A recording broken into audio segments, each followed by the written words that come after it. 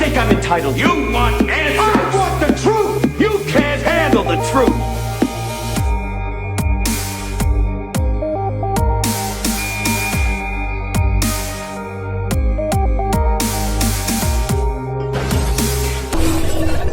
Order in the court. Hey guys, welcome to Strange Suspicion. I don't know what it's like where you live, but it's freezing cold here. But I am feeling very warm from all the generosity and love that I've been given on this channel. Even though we've only been a channel for 3 months, we've already been monetized. Besides that, we've almost had 100,000 views, guys. You guys are amazing. Susgang, you are representing this channel like no other channel I've ever seen. So there's going to be a lot of cool things coming up in the future, like memberships and different perks and lives, and a lot of surprises are on the way. But it was so cold out here. Let's go in by the fire. So guys, I've been taking a look at all your comments this week, and a lot of people are interested in knowing about these tunnels. After researching, I found out that there were underground tunnels. At the Chamber of Commerce building, the basement, and they ran in almost a straight line down to the Josh House across the street from the Hip Sing building. This was the major tunnel of the tunnel system in Boise. However, there were others. This was not the only tunnel. And finally, there were tunnels under what is now the Mode department store at 8th and Bannock. These tunnels were quite extensive. How wide and, say, how tall were these tunnels? Well, it would be, probably 10 to 12 feet high. And I can't say exactly how wide. That tunnel was not, it narrowed down from the opium rooms. Oh, maybe 6, 7 feet. You can walk right through them.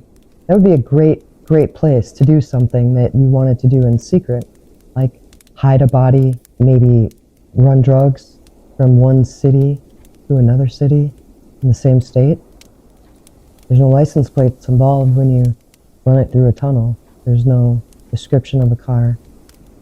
Sometimes people refer to these tunnels as vaulted sidewalks. Those vaulted sidewalks were underneath.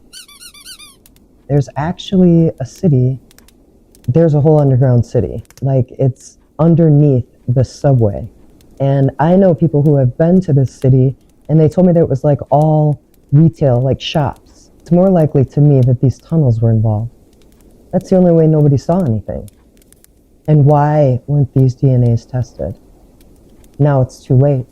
They're even going to take the house down. These 4 college students. I feel like something is preventing them from getting the justice that they absolutely deserve.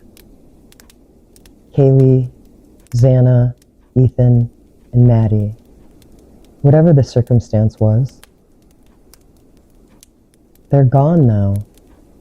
And the least anybody can do is give them a proper investigation and figure out what evidence can be used. I really have such a hard time believing that this man could have done this all by himself. Perhaps he was driving around and he heard something and he was trying to get a closer look to see if everything was okay. I don't like the picture that the media is creating of him. It's just making him look super bad, like comparing him to Ted Bundy. You can't compare one person to another for any reason. If you paint a picture of this man all over the country before the jury's even been selected, I find it really hard to believe he's going to get a fair shot. I think it's awful. This treatment is not justice. These 4 people, whether Brian is involved or not, deserve for every single person involved to be punished. Right down to the people who knew it was going to happen. People who heard it happen. And anybody who cares about anybody wouldn't just let that happen. They would call 911 during. If she heard someone was here, she should have called 911. If not for her own safety, for the person who's trying to tell you so that they can be safe. It's terrifying that things like that can happen. But they do, and they have. Unknown male DNA in the house? Was that a police officer? I mean, how many police officers used to be Marines? Quite a few.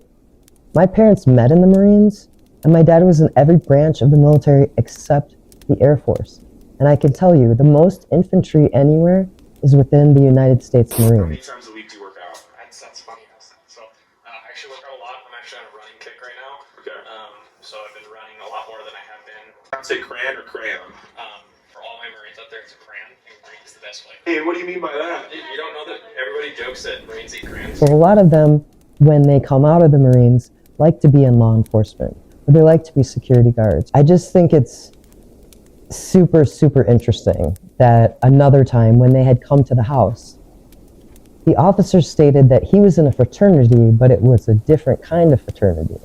He also mentioned his distaste for fraternities and that he didn't want his son to be in a fraternity. And said if he was, he would disown him. Because his son wouldn't like all the yelling at him. He would lose it on people. Maybe that's a family trait. So you guys are Sigma guys? I'm a Sigma guy. Okay. I was in the house, but I'm not. You buy? Why? Graduated. Oh, there you go. I will graduate with a bachelor's. I'm taking my master's right now. So. What'd you get your master's in? Athletic training. Oh, cool. I actually got a kid of mine who's starting that program here. You won't know him yet. Okay. Did he go through Rush at all? No. Okay. No. Don't take this the wrong way. I told him if he joined a fraternity, I was going to disown him. Yeah, I know what you're going to say, and I don't blame you. I see both sides of it. I did it because I know his personality. And after a while, he would just be pissed off with everybody. Yeah. Did you So I'm join a trying. fraternity at all during college? Did you I was in a different kind of fraternity. I was not in like a a scholarly one? no. No. I played football. Hey, where'd you play football at? Idaho State. So at this point,